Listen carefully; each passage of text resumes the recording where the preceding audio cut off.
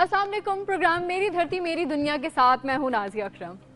एक दफ़ा नमक का एक पुतला था जो खुश्क रास्तों पर सहरा में सफ़र करने का आदी था। उसने कभी समंदर नहीं देखा था। एक बार उसे समंदर के किनारे जाने का इत्तेफाक हुआ तो उसने समंदर से पूछा कि भाई तुम क्या हो। समंदर ने जवाब दिया, मैं समंदर हूँ। लेकिन पुतले को समझ ना आई। उसने फिर ये पूछा कि समंदर क्या होता है। समंदर ने कई तरीकों से पुतले को समझाने की कोशिश की मगर वो समझ ना पाया। बिला आखिर समंदर ने एक तरकीब सोची। उसने कहा कि अगर तुम्हें समझ नहीं आ रही तो तुम मुझे छू कर देख लो। नमक के पुतले ने डरते डरते समंदर को अपनी उंगली से छुआ। तब उसे समझ आने लगी कि समंदर क्या है। लेकिन उसे बहुत हैरत होने लगी कि उसने जिस उंगली से समंदर को छुआ था वो गायब हो गई है। समंदर ने कहा, अभी तो तुमने मुझे बहुत कम समझा है, तो ये हाल है। समंदर को जानने की धुन में पुतला पूरा का पूरा समंदर में चला गया। वो जितना समंदर में घुलता जाता उतना ही समंदर से पूछता जाता कि भाई समंदर क्या होता है।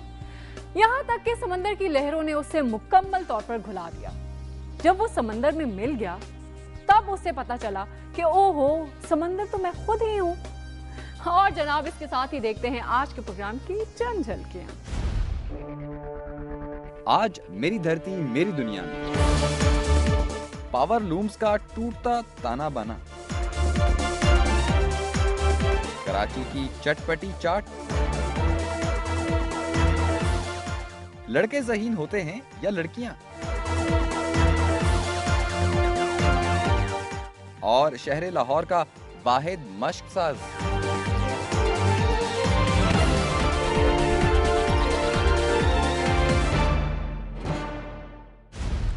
खताती ऐसा फन है जिसमें हरूफ को इंतहाई दिलकश अंदाज में लिखा जाता है। खताती देखने वालों को खुशनुमा तो लगती ही है, लेकिन उन्हें अंदाजा नहीं है कि एक एक लफ्ज को संवारने में खतात को कितनी मेहनत करना पड़ती है। खताती करते वक्त अल्फाज को यूं ही नहीं लिख दिया जाता, बल्कि उनकी बाकायदा पैमाइश की जाती है, और ये पैमाइश अलजबरा का कोई सवाल हल करने से कम नहीं है। खताती सीखने वालों को आगाज में अल्फाज की पैमाइश सीखने में कई साल लग जाते हैं, फिर कहीं जाकर वो इस फन में महारत हासिल कर पाते हैं।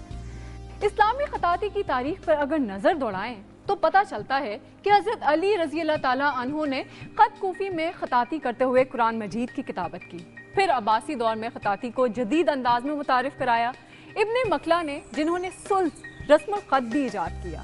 इस तरह मुख्तलिफ अदवार में हुक्मरानों की सरपरस्ती में यह फन तरक्की की मंजिलें तय करता चला गया और तकरीबन 60 के करीब रस्मुल खत मुतारिफ हुए। लेकिन इनमें से बहुत से अंदाज अब नहीं रहे और अब सिर्फ 7 रस्मुल खत राइज हैं। इस फन में महारत हासिल करने वालों के लिए जरूरी है कि वो इनमें से कम 3 पर मुकम्मल अबूर रखते हों। और आज हमारे साथ ऐसे ही एक खतात हैं जो कुरानी आयात की खताती करते हैं। इनके बारे में मजीद जानते हैं इस रिपोर्ट से।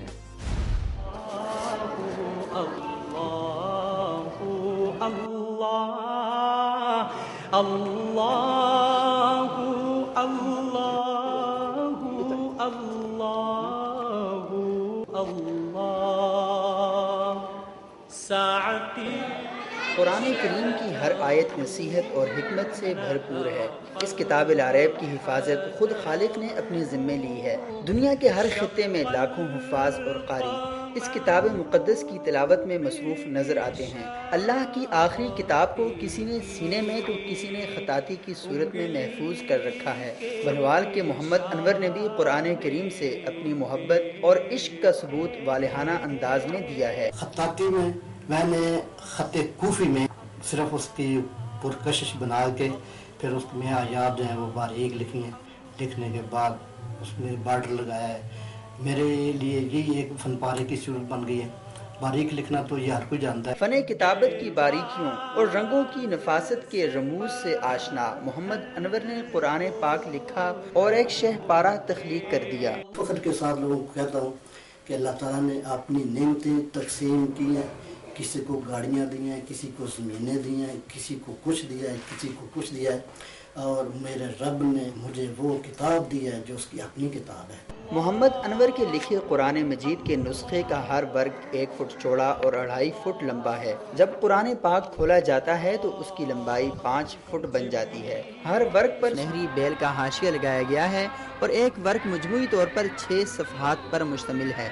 ہر صفحے پر مختلف رنگوں کے ساتھ 4 خطوں میں کتابت کی گئی ہے۔ محمد انور نے قرآن کی خطاطی میں 7 رنگ استعمال کیے ہیں، جن میں سنہری، نیلا، پیلا، سبز، گلابی اور زرد رنگ شامل ہیں۔ صفحے کی زمین سیاہ رکھی گئی ہے، جبکہ کتابت کارڈ پیپر پر کی گئی ہے۔ محمد انور نے کتابت کے دوران ہر صفحے پر لفظ اللہ کو رنگوں کے بہترین امتزاج کے ساتھ اجاگر کیا ہے، اور ہر صفحے میں جتنی مرتبہ لفظ اللہ آیا ہے اسے قرآنی عبارت سے ہٹ کر نمایاں کیا گیا ہے۔ کتابت کے لیے 115 گرام کا سیاہ پیپر استعمال کیا گیا ہے اور قرآن پاک کا مجموعی وزن 20 کلو گرام ہے۔ میرے قرآن مجید میں انفرادیت یہ ہے کہ یہ سب سے پہلے تو قرآن مجید کالے ورق کے اوپر لکھا گیا ہے، 7 رنگوں میں ہے، اس کا سائز 1 فٹ چوڑا ہے اور 5 فٹ لمبا ہے، اور جس جگہ پہ اللہ تعالیٰ کا نام آیا ہے اس کو بہت وضاحت کے ساتھ لکھا گیا ہے، اور جس جگہ پر نبی کریم صلی اللہ علیہ وسلم کا بھی نام آیا ہے اس کو بھی بڑی وضاحت کے ساتھ اسی انداز میں لکھا گیا۔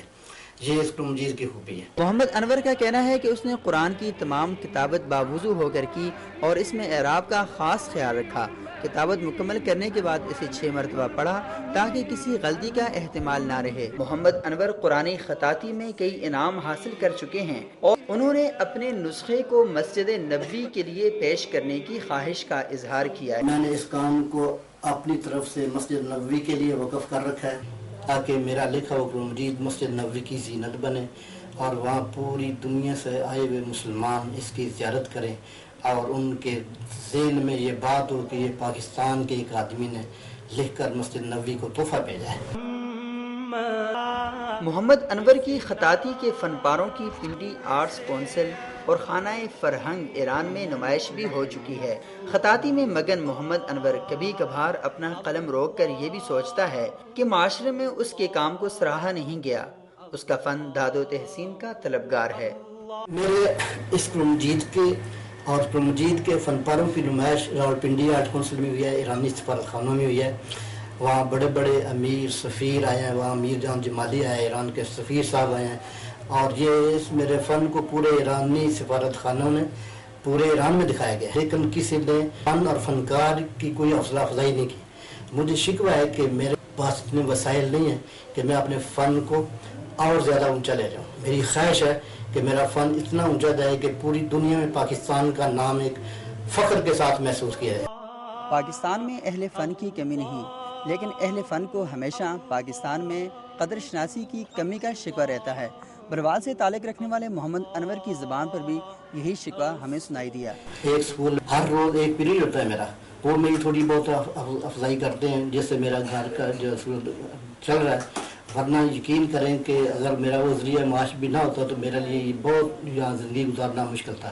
لہٰذا حکومتوں کو اور صاحب سب لوگوں کو چاہیے کہ اس فن میں فنکاروں کی مدد کرے تاکہ ان کے ذہنی جو صلاحیتیں ہیں وہ اجاگر ہوں۔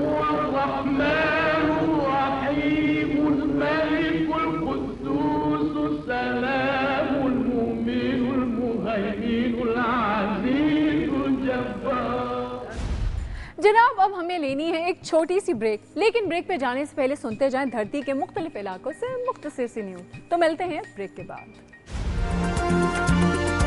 چیچے پتنی میں انجمن تاجران کے زیر اہتمام بجلی کی غیر اعلانیہ لوڈ شیڈنگ کے خلاف احتجاجی جلوس نکالا گیا۔ جلوس کے شرکا نے پلے کارڈ اٹھا رکھے تھے جن پر وابڈا کے خلاف نعرے درج تھے۔ مشتعل مظاہرین نے برے والا روڈ پر واقع وابڈا دفتر کا گھیراؤ کیا اور محکمہ وابڈا اور حکومت کے خلاف شدید نعرے بازی کی۔ اس دوران وابڈا دفتر کے ملازمین نے دفتر کا مرکزی گیٹ بند کر دیا اور بعض ملازمین چھتوں پر چڑھ گئے، جبکہ بعض ملازمین دیواریں پھلانگ کر بھاگ گئے۔ بعد ازاں مشتعل مظاہرین زبردستی وابڈا ہاؤس میں گھس گئے۔ آل پاکستان آئل ٹینکر اونرز ایسوسی ایشن کے مرکزی صدر یوسف شہوانی کی قیادت میں ٹرانسپورٹرز کا کسٹم اور کوسٹ گارڈ کے خلاف احتجاج۔ ٹرانسپورٹرز نے کڈانی کراس پر احتجاجی کیمپ قائم کر کے احتجاجی دھرنا دیا اور سڑک پر آئل ٹینکر کھڑے کر کے تمام ٹریفک معطل کر دی، جس کی وجہ سے سینکڑوں گاڑیاں ٹریفک میں پھنسی رہیں اور مسافروں کو شدید مشکلات کا سامنا کرنا پڑا۔ کئی گھنٹوں کی تاخیر کے بعد انتظامیہ و پولیس افسران نے مظاہرین سے مذاکرات کے بعد سڑک کو ٹریفک کے لیے کھول دیا۔ کوہستان نمک کے دامن میں واقع सनती और सेहती मुकाम खेवड़ा के बासियों को रोजे अव्वल ही से पीने के पानी की शदीद किल्लत का सामना है। ज़ेरे ज़मीन पानी कानमक की वजह से शदीद कड़वा है, इसीलिए खेवड़ा के शहरियों को पानी दरिया जेहलम के किनारे से वाटर सप्लाई स्कीम के तहत फराहम किया जाता है। गर्मी की शिद्दत के बाइस कभी वाटर सप्लाई स्कीम की मोटरें जल जाती हैं तो कभी बिजली का ट्रांसफार्मर उड़ जाता है, जिसकी वजह से मुसलसल कई दिनों तक खेवड़ा के शहरी पानी की बूंद बूंद को तरस जाते हैं। एक निजी कंपनी की तरफ से अवाम को पीने के पानी की फराहमी के लिए चंद पब्लिक स्टैंडों पर शहरियों की भीड़ लगी रहती है, जबकि घरों में नहाने और कपड़े बर्तन धोने के लिए ज़ेरे ज़मीन कड़वा पानी इस्तेमाल किया जाता है।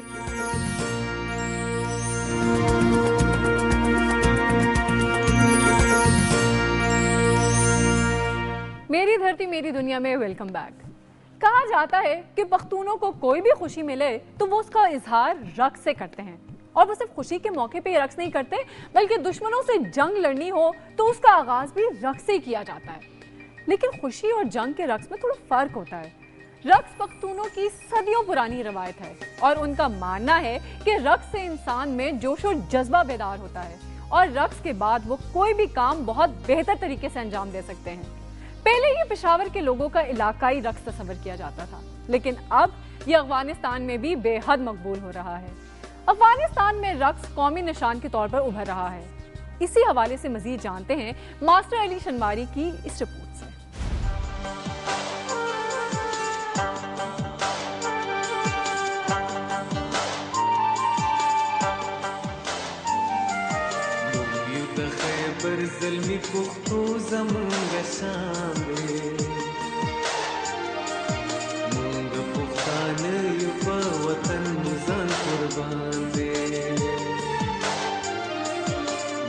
पख्तून सकाफत में ऐसे तवाना अवामिल शामिल है जो 5000 साल से नस्ल दर नस्ल पख्तून और कबायली मुआशरे में मुंतकिल हो रहे हैं। इन्हीं में मुनफरिद पख्तून रिवायती रक्स भी है।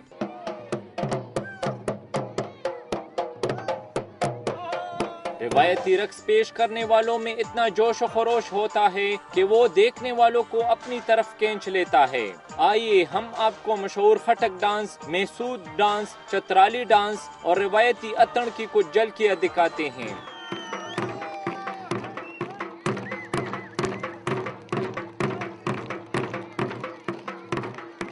रुकन कौमी सिमली अखुनज़ादा चट्टान के मुताबिक जो कौम अपनी सकाफत बुला देती है वो ख़त्म हो जाती है और रिवायती रक्स पख्तून सकाफत का अहम हिस्सा है।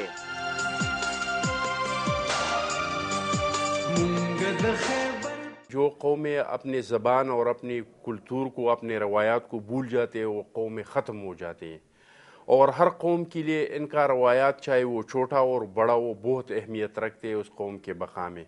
तो ये भी हमारे रवायात है और हम उसको बहुत अच्छी नज़रों से देखते हैं और हम चाहते हैं कि हमारी ये रवायात बरकरार रहे। रुकन कौमी सिमली कमरान खान जो खुद भी एक तकरीब में रिवायती रक्स से महजूज हो रहे हैं, उनका कहना है यकीनन कबायली इलाकाजात की भी अपने रिवायात हैं। हमारे इलाकों में अतण किया जाता है। खैबर वेलफेयर होम के चेयरमैन खलीद अफरीदी का कहना है कि मुख्तलिफ रिवायती रक्स पख्तून सकाफत के जिंदा होने का सबूत है। हालात कशीदा होने के बावजूद भी खटक डांस, महसूद डांस, चतराली रक्स और रिवायती अतण पुख्तनों के मुरझाए हुए चेहरों पर मुस्कुराहट बिखेर देती है, जो पुख्तून सकाफत के जिंदा होने का दलील है। पख्तून रक्स को न सिर्फ पाकिस्तान बल्कि अमरीका और यूरोप में भी बड़ी पजीराई मिलती है। मुख्तलिफ रिवायती रक्स पख्तून सकाफत में न सिर्फ रंग भर देते हैं बल्कि सदियों पुरानी पख्तून रिवायात की अक्कासी भी करते हैं। मास्टर अली शनवारी, दुनिया न्यूज, खैबर एजेंसी। मुल्तान शहर से बड़ी बड़ी हस्तियों का ताल्लुक है। भाई अपने वजीर आजम साहब भी तो वहीं के हैं ना। मुल्तान वैसे तो बहुत मशहूर था बहुत सी बातों की वजह से, लेकिन वजीर आजम की वजह से और भी मशहूर हो गया है। लेकिन खाली खुदी शोहरत का क्या फायदा जब वहाँ के लोग ही परेशान हो। और परेशान इसलिए हैं कि जनाब मुल्तान में बहुत सारे लोग काम करते हैं पावर लूम्स में। ये छोटी छोटी फैक्ट्रियां होती हैं जिनमें मजदूर दिन भर काम करके 2 वक्त की रोटी कमाते हैं। मुल्तान में 15,000 से ज्यादा पावर लूम्स फैक्ट्रियां हैं और इन फैक्ट्रियों में 75,000 से ज्यादा मजदूर काम करते हैं। वजीर आजम के शहर मुल्तान में मजदूरों की और पावर लूम्स की क्या हालत है, ये जानते हैं इस रिपोर्ट से।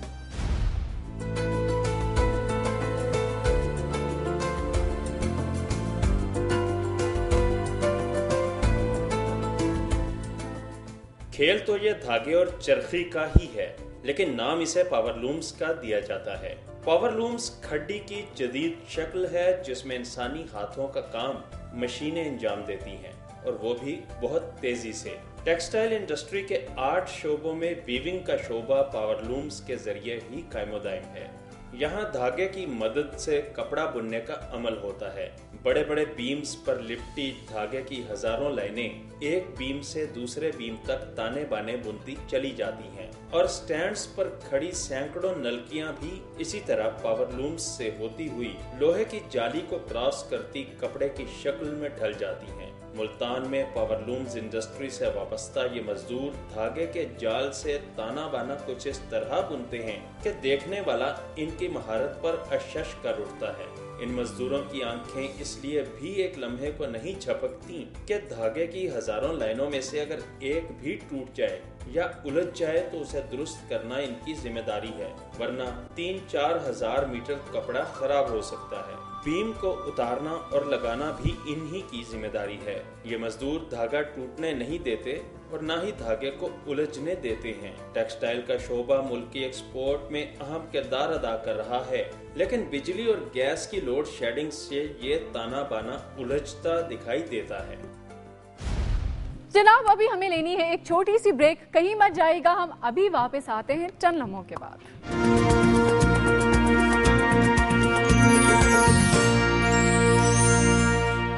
میری دھرتی میری دنیا میں ویلکم بیک۔ چٹپٹے کھانے ہر کسی کو پسند ہوتے ہیں، مجھے بھی ویسے بہت پسند ہے، اور وہ لوگ جو تیز مسالوں والے کھانے سے پرہیز کرتے ہیں، اگر ان کے سامنے بھی گول گپوں اور چنا چاٹ کا نام لیا جائے تو ان کے منہ میں بھی پانی بھر آتا ہے۔ پھر چاہے لاکھ کوئی چائنیز کھانے پسند کرتا ہو، اس کا دل مچل جاتا ہے ایسی چٹپٹی چیزیں کھانے کو۔ تبھی تو چنا چاٹ اور دہی بڑے کی دکانیں، ریسٹورنٹس اور ڈھابے جگہ جگہ مل جاتے ہیں، لیکن کچھ جگہوں کی چاٹ اتنی لذیذ ہوتی ہے کہ جو ایک بار کھائے بار بار آئے والی بات وہاں بالکل فٹ نظر آتی ہے۔ اب دیکھیں نا، یونس آفریدی بھی چٹپٹی چاٹ پر ہاتھ صاف کر رہے ہیں۔ اوہ نہیں، میرا مطلب ہے انہوں نے ایک رپورٹ بنائی ہے چاٹ پر، تو دیکھتے ہیں۔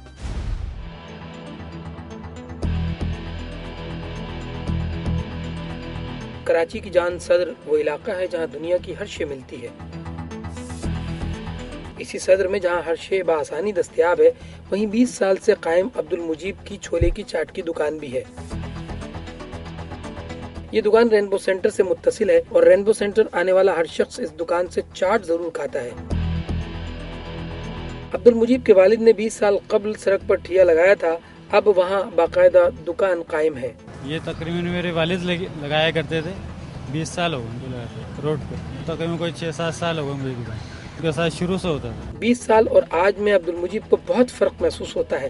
20 سال قبل چاٹ کی پلیٹ صرف 2 روپے کی تھی، اب 20 روپے کی ہے۔ پہلے 2 روپے کی اسٹارٹ کی تھی، آج 20 روپے کی۔ ذائقہ دار مسالہ اور چٹنی اس چھولے چاٹ کی خصوصیت ہے۔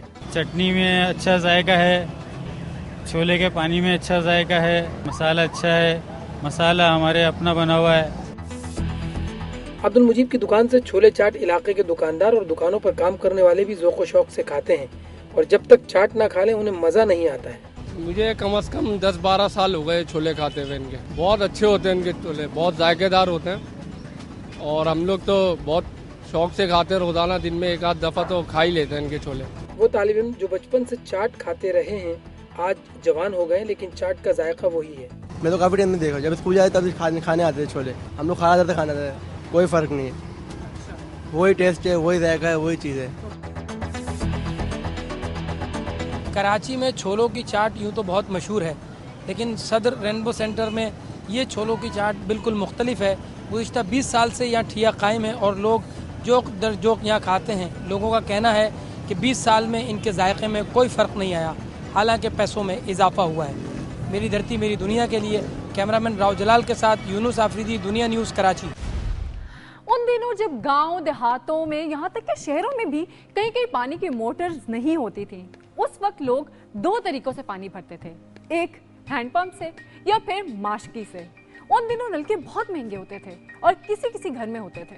چند لوگ اپنے گھروں میں نلکے لگوا لیتے تو کچھ لوگ ان کے گھروں سے جا کے پانی بھر لیتے، اور باقی سب ماشکی کی خدمات حاصل کرتے۔ اور لوگ ہی نہیں بلکہ سڑکوں کے کنارے لگے ہوئے پودوں کو بھی پانی ماشکی سے ہی دیا جاتا تھا۔ फिर पानी वाली बड़ी बड़ी मोटर्स बन गई, पानी के बड़े बड़े टैंकर इजाद हो गए और माशकी का किरदार भी बहुत कम होता चला गया। और अब माशकी का तस्वर उसके किरदार समेत कहीं गायब ही हो गया है। लेकिन अभी भी कहीं ना कहीं माशकी किसी न किसी सूरत में अपना काम जारी रखे हुए हैं और इन्हीं चंद माशकियों के दम से मश्क बनाने वाले भी नजर आ ही जाते हैं। ऐसे ही एक मश्क साज से मिलवा रहे हैं हमें नदीम अंजुम, तो फिर मिलते हैं।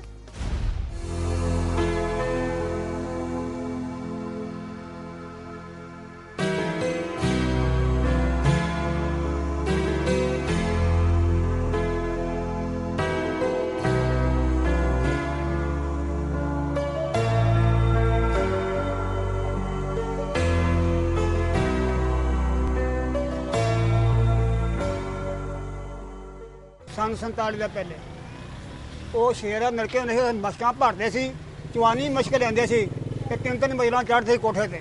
माशकी मश्क उठाए फिरता है गली गली, कभी जमी की प्यास बुझाने, कभी अहले जमी की। कुछ की मशके सितम तो वक्त ने की खत्म, लेकिन माशकी की मुशक्कत खत्म नहीं हुई। कमर झुकती चली जा रही है, लेकिन कमर से बोझ नहीं उतरा। अब वो घर घर की प्यास तो नहीं बुझाता, लेकिन गली गली पौधे उसके मुंतजिर रहते हैं। कभी जो मश्क की हिम्मत जवाब दे जाए तो वो चाचा अब्दुल मजीद से मुरम्मत कराता है। वो पानी दे नाल सराह हो जाता है या कोई चीज बच जाती है ਉਹਦੇ ਨਾਲ सराह हो जाता है, वो फिर इन्होंने आन के ठीक करवा के ले जाए। चाचा अब्दुल मजीद लाहौर का अकेला और सबसे पुराना मश्क साज है। अंदरूने लाहौर ये छोटी सी दुकान कई दहाइयों से उसकी और चमड़े की बू से खूब मानूस है।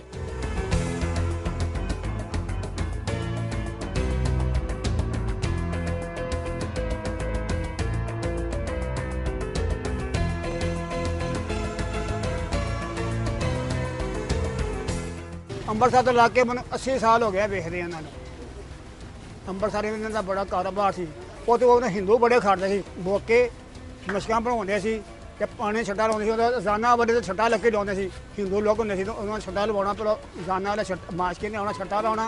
मश्क साजी के लिए बकरे की खाल का चमड़ा इस्तेमाल होता है। चाचा मजीद चमड़ा मंडी से कुछ खालें खरीद लाया है। खाल से नमक उतार कर उसकी सिलाई शुरू हो गई है। वो अब भी चमड़े का धागा बगैर ऐनक के सुई में डाल लेता है। उसके मशाक हाथ कई दहाइयों से ये काम कर रहे हैं और महारत इतनी के मजाल है जो मश्क से पानी रिसने लगे। मश्क तैयार होने के बाद उसे चर्बी लगाई जाती है। इन धोंदे ने जी, धो के सुका के चर्बी ला देंगे ने, चर्बी ला के पानी पा के फिर पटा पुटा पा के मोटे चुक के पानी पूनी छटा छुटा लाना लाने जिथे इस्तेमाल करना, कड़े पर मटियाँ पर जो मर्जी कर। मश्क का गाहक तो है नहीं, लेकिन चाचा अपना काम और अड्डा नहीं छोड़ता। बस हूँ साड़ी उम्र का हीरा और कर नहीं सकते ना, ਇਹੋ लगे हैं।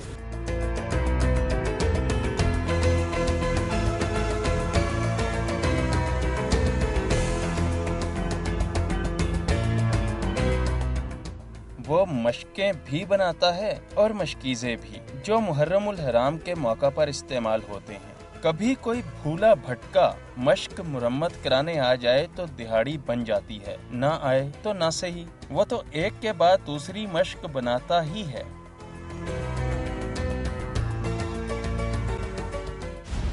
अभी वक्त हो गया एक ब्रेक का, हम लेते हैं यहाँ पे एक ब्रेक, आप कहीं मत जाइएगा।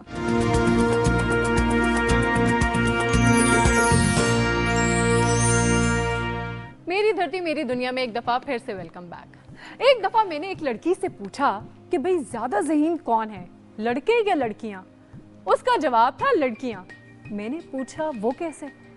तो कहने लगी कि लड़कियां ज्यादा पढ़ती हैं और पढ़ पढ़ कर ज़हीन हो जाती हैं, जबकि लड़के ज़हीन नहीं घुनने मीसने होते हैं।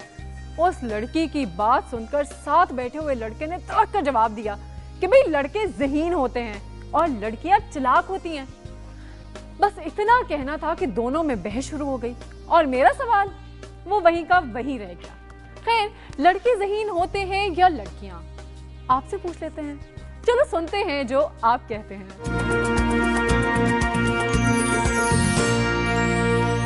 लड़कियां ज़हीन होती हैं क्योंकि उनको घर के काम करने पड़ते हैं, इसलिए वो किताबें पकड़ के बैठ जाती हैं। اور وہ زیادہ پڑھتی ہیں، اور لڑکوں کو زیادہ روک ٹوک نہیں ہوتا باہر جانے سے، اس لیے وہ باہر بھی چلے جاتے ہیں اور اسٹڈیز پہ فوکس نہیں کرتے۔ میرے خیال میں تو لڑکے ہی ذہین ہوتے ہیں، لڑکیاں صرف رٹالو ہوتی ہیں۔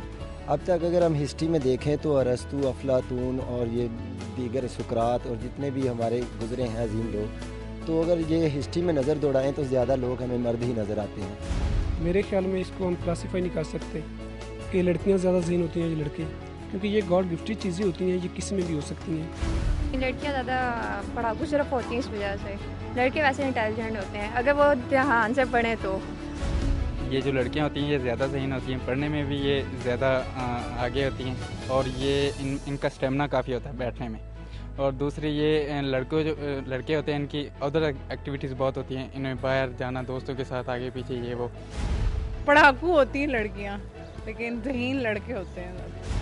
میرے خیال میں تو ظاہر ہے لڑکی، کیونکہ ان میں زیادہ ٹیلنٹ ہوتا ہے، اور آپ ہر فیلڈ میں دیکھیں پروفیشنل، اس میں بالکل بوائز ہی لیڈ کرتے ہیں۔ بہت اچھی اچھی پوسٹ پہ بہت اچھی لڑکیاں جو ہیں وہ کام کر رہی ہیں، مگر بات ذہانت کی نہیں، کانفیڈنس لیول کی آ جاتی ہے۔ لڑکیاں ذہین ہوتی ہیں مگر وہ اس کو ایکسپریس نہیں کر پاتی ہیں، اور بوائز جو ہوتے ہیں وہ اگر تھوڑا سا بھی ذہین ہوتا ہے نا تو کیونکہ اس کو بات چیت کرنی آتی ہے تو اس کو ذرا زیادہ اچھے طریقے سے ایکسپریس کر لیتے ہیں۔ بوائز انٹیلیجنٹ زیادہ ہوتے ہیں۔ Yes I think so, some time I am more intelligent in some things. I think so کہ میرے خیال سے کہ میں ابھی تک کوئی بھی سائنسدان، کوئی سائنٹسٹ عورت نہیں بنی ہے، جتنے بھی آپ دیکھ لیں سائنٹسٹ تھے، یا مسلمان سائنٹسٹ تھے یا جو بھی تھے، وہ سارے مرد ہی ہیں، ٹھیک ہے۔ اور اس کے علاوہ جتنی بھی انوینشنز ہوئی ہیں میں نے کسی عورت کو نہیں دیکھا کوئی بھی انہوں نے انوینشن کی ہو، سب مردوں نے کی ہے۔ تو اسی لیے میں تو یہی کہوں گی کہ boys are more intelligent than girls. لڑکیوں کو اتنا زیادہ پتہ نہیں ہوتا کیونکہ وہ گھر میں ہوتی ہیں اور لڑکے باہر پھرتے ہیں، دنیا دیکھتے ہیں پوری، اس لیے انہیں زیادہ پتہ ہوتا ہے اور زیادہ اوپن مائنڈیڈ ہوتے ہیں، کانفیڈنس ان میں زیادہ ہوتا ہے، تو آئی تھنک کہ لڑکے زیادہ اچھے ہیں۔ Basically depends on the person کہ آپ اپنی انٹیلیجنس کو یا اپنی لرننگ کو کیسے کلٹیویٹ کرتے ہو، تو جو بھی کر لیتا ہے ویدر اٹس اے گرل اور اے بوائے، تو that person is more intelligent. وہ پھر that is related to exposure, وہ جو آپ کو گاڈ گفٹڈ کیپیبلٹی ہوتی ہے اس سے تو ریلیٹڈ نہیں نہ ہے، وہ تو ایکسپوئر کی بات ہے۔ یہ ہوتا ہے نا کہ ہمارے یہاں پھر لڑکوں کا ہوتا ہے کہ ان کے باہر کی جو ہوتی ہیں جو کام یا ان کی انٹرسٹ زیادہ ہو جاتی ہیں، لڑکیاں پھر زیادہ پڑھتی ہیں۔ لیکن یہ ہے کہ جو آپ کا بیسک کوشچن ہے انٹیلیجنس کا، وہ یہی ہے کہ وہ انسان پہ ڈپینڈ کرتا ہے۔ لڑکے زیادہ ذہین ہوتے ہیں کیونکہ دنیا کے اندر جتنی بھی جو نئی چیزیں ایجاد ہوئی ہیں وہ ساری کی ساری لڑکوں ہی نے کی ہیں، ایک آدھی ہے کوئی شاید عورت ہو۔ اگر آپ دیکھیں کہ اس وقت بادشاہ جو جتنے ہیں یا جتنے بادشاہ اب تک بنے مرد ہی بنے، اور اسی طرح عورتوں کی بہت کم رول ہے دنیا میں۔ ظاہر ذہانت ہے، کچھ مردانہ طاقت بھی ہے، نیچرلی مضبوط لوگ ہیں وہ۔ لڑکے ذہین ہوتے ہیں لیکن ان کی ذہانت غلط سائڈ پر لگتی ہے۔ لڑکیاں آر ویری انوسینٹ، اور اپنے لڑکی ہونے کی حیثیت سے وہ جو ہے اپنی جہاں تک ہو سکتا ہے اپنی ذہانت کو پازیٹیو سائڈ پہ لگانے کی کوشش کرتی ہیں، لیکن man is more intelligent than a woman, clever.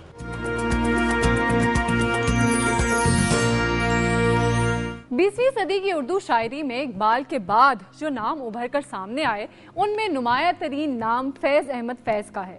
1930 کے عشرے میں شروع ہونے والی ان کی شاعری 80 کی دہائی تک جاری رہی اور یوں ان کا کلام نصف صدی پر محیط ہے۔ فیض احمد فیض 13 فروری 1911 کو سیالکوٹ میں پیدا ہوئے۔ فیض نے ابتدائی مذہبی تعلیم مولوی محمد ابراہیم میر سیالکوٹی سے حاصل کی۔ 1921 میں انہوں نے اسکاچ مشن اسکول سیالکوٹ میں داخلہ لیا۔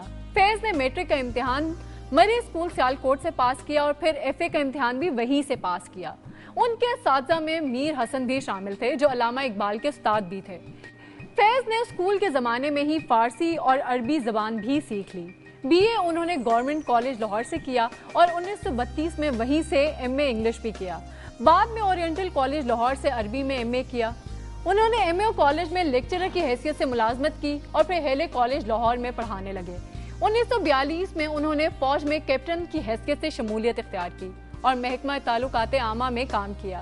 1943 میں وہ میجر، 1944 میں لیفٹیننٹ کرنل کے عہدے پہ ترقی پا گئے اور پھر 1947 میں فوج سے ریٹائرمنٹ لے لی۔ بعد ازاں فیض پاکستان آرٹس کونسل میں سیکرٹری کی حیثیت سے کام کرنے لگے۔ پھر وہ لندن چلے گئے اور 1964 میں لندن سے واپسی پر عبداللہ ہارون کالج میں پرنسپل کی حیثیت سے کام کرنے لگے۔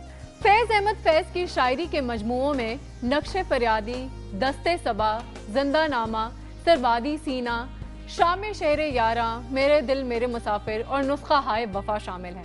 जनाब, ये तो था आज का प्रोग्राम। कैसा लगा जरूर बताइएगा। आपके फीडबैक का इंतजार रहेगा। फिर हाजिर होंगे धरती के नए रंगों के साथ। तब तक के लिए अल्लाह हाफिज।